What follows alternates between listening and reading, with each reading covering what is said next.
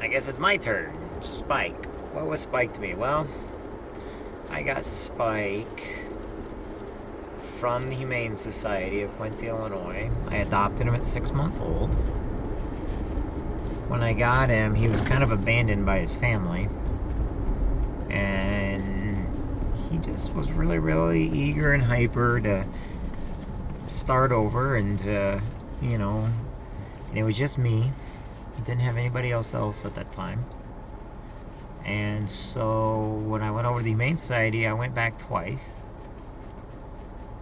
And I pretty much asked him.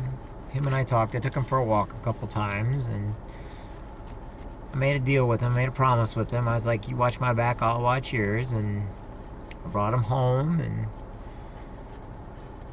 he just loved people. Never got mad at anybody. Never once growled or got upset. The only time he'd ever growls when he was playful growling is when he told me it's time for a bath. And he didn't mind a bath outside. He just didn't want a bath in the bathtub. I mean, he would sit there and growl like, you could still pick him up, put him in the bathtub, and then he loves it once he was in. Then he'd shake everywhere, run around like he's the happiest dog in the world after his bath. But honestly, there was only one time I ever seen him get mad, and there was these two dogs in my neighborhood that he didn't know, and I didn't know. And Gracie was young, and Spike's hair on his back went up, and these two dogs started coming after Gracie, and Spike literally got away from me, got down in front of her, and made it very clear.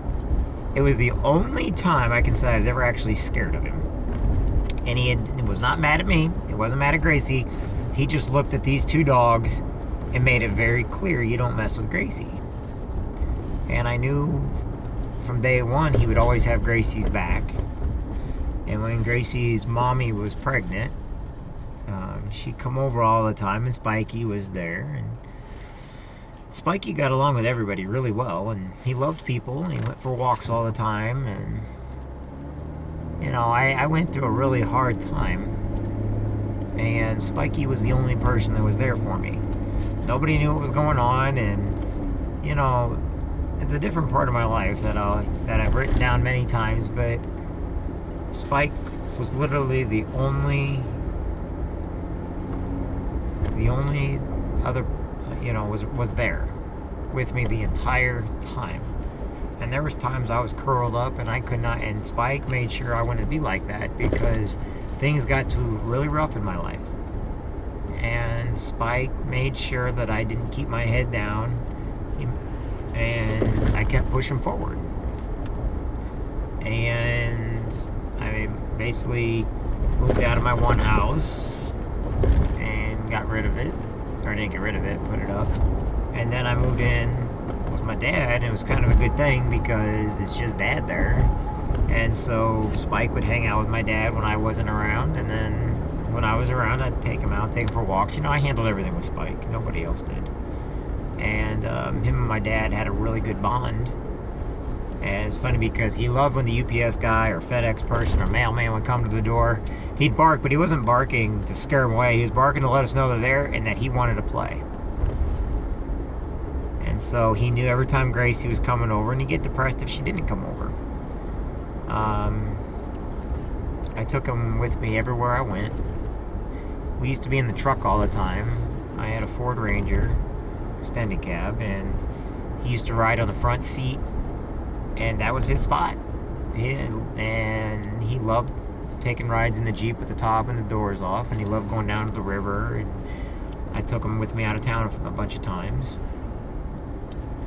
But he slept right next to me in my bed. I know everybody says don't. Well, you know what? When you're single, other than Gracie sleeping next to me, I always change the sheets. I always got clean sheets and everything on. But I had several blankets down so that his hair and stuff wouldn't get down. But he would sleep right next to me. And he'd literally cuddle up right next to me just like a pack animal.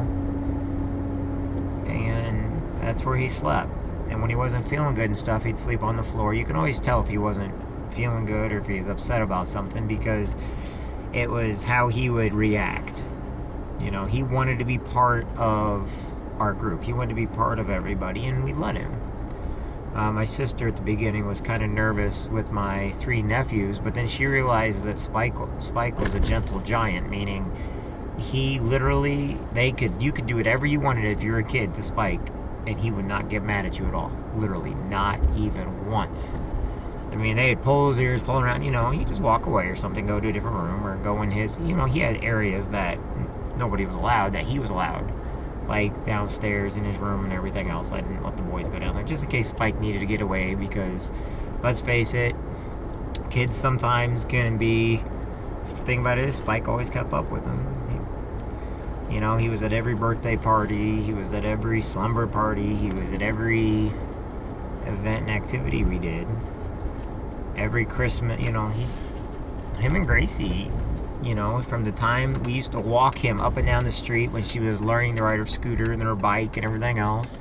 We'd walk the neighborhoods, we'd walk the river, we'd go on nature walks, we'd go to the playgrounds, and Spike was always with us. Even though it said no pets allowed, Spike was right there. He was for an emotional support without even being part of the emotional support. So, there's lots and lots of memories with Spikey. I mean, you think about it, from 2005, February 1st, to February 1st to 2018, we have story after story, because every day he was with us. And every day he was in the Jeep. I think he got a little depressed when I got a new Jeep and I sold the truck. Sometimes I think that's the reason why he started letting go. He saw the truck was no longer there and the other Jeep was no longer there, and his home life started changing a little bit. Gracie's starting to get older, but he's always going to be loved.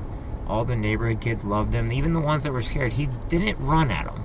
He let them approach them finally. And every single neighborhood kid loved him to death because he was non-threatening. He was outside all the time with them, even though he's an inside dog. I mean, we went sled riding with him, we went walking with the rain with him, and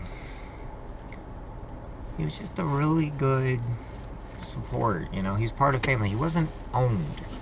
He was part of our family. He was part of who we are and what we love most. I mean, any of us were upset, he was just right there. And whenever Gracie home, he always slept.